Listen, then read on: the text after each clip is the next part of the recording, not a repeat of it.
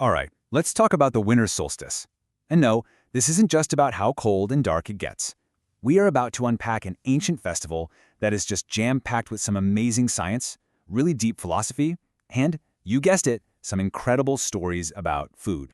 Kind of weird to think about, right? But for centuries, that's exactly what the winter solstice, or Dongji, was. It completely flips our modern idea of winter on its head. So how on earth did the longest, darkest night of the year turn into this massive celebration of hope? Let's find out. Okay, first things first, we need to do a little time traveling. Because back in ancient China, the winter solstice wasn't just some random day on the calendar. Nope. Its importance was right up there with what we think of as New Year's Day today. And this really gets to a huge shift in perspective. You see, we tend to focus on the negatives, don't we? It's the shortest day, the longest night, the peak of the cold. But the ancients, they saw the complete opposite. For them, this wasn't an ending. It was the ultimate turning point, the day the sun finally started its great comeback. And believe me, this was no small folk festival. We're talking about a massive, state-sanctioned party.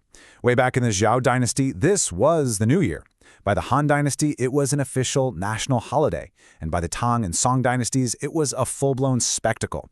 Basically, a national carnival, celebrating the sun's return. So why all the excitement? Well, it goes way deeper than just astronomy. The solstice became this powerful metaphor for life itself.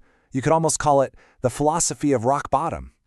And to really get it, we need to talk about two huge concepts, yin and yang. The easiest way to think about it is that yin is the dark, cold, quiet energy of winter, and yang is the bright, warm, active energy of summer.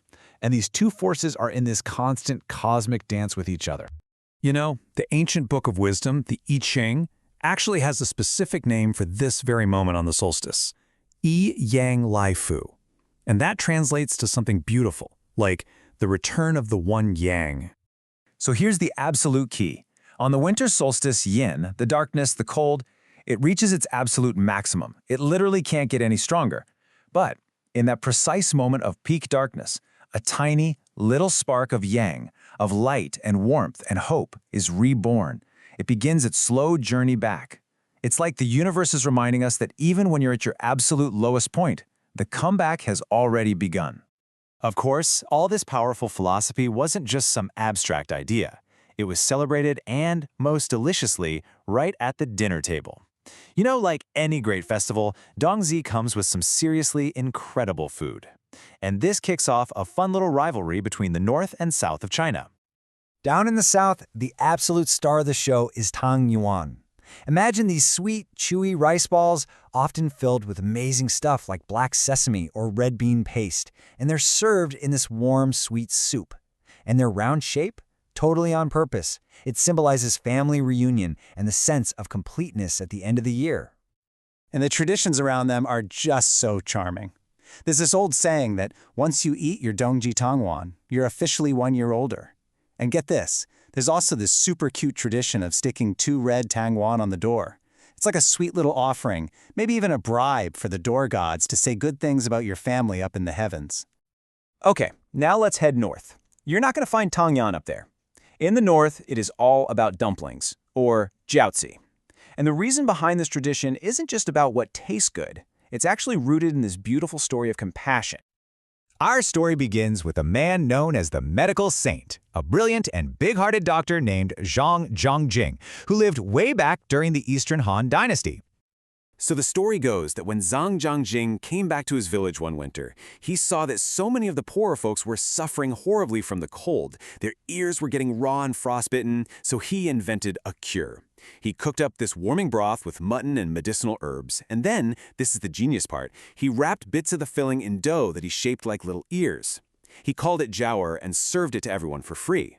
The tradition just stuck, and to this day, people in the north eat dumplings on Dongji to, protect their ears from the cold. And the amazing variety doesn't stop there. In other regions, you might find people eating red bean rice to ward off evil spirits, or this super hearty mutton soup for a huge energy boost. And in old Beijing, they had this amazing game. They would paint a plum blossom branch with 81 little strokes, adding one for each day after the solstice. It was this beautiful, artistic countdown to spring. So if we look past the parties and the food, Dongji actually offers some pretty profound wisdom for how we should live through the coldest months. My favorite way to think about it is learning how to winter like a cat. The whole guiding principle from traditional Chinese medicine is a concept called feng cheng, which pretty much means to seal and store. This fits perfectly with that whole yin and yang idea. Winter is not the season for intense activity or for pushing yourself to the absolute limit. It's a season for conservation, for gathering your energy deep inside, kind of like a seed resting under the soil, just getting ready for spring. So what does that actually mean for us today? Well, it's surprisingly simple. It means follow the sun, try to go to bed earlier, and let yourself wake up a little later. Focus on warm, nourishing foods that build up your internal reserves, and maybe most importantly, just give yourself permission to slow down. It's all about honoring the season of yin, and when you do that, you're protecting and nurturing that tiny newborn spark of yang, so it can burst out with all its strength when spring finally arrives. And really, that's the beautiful message of the winter solstice. It fully acknowledges the darkness, the cold, and all the challenges. But it doesn't stay there. It celebrates that turning point, the guaranteed return of the light, and the incredible promise of renewal. So the real question it leaves us with is this: the light is on its way back. What are you going to do with it?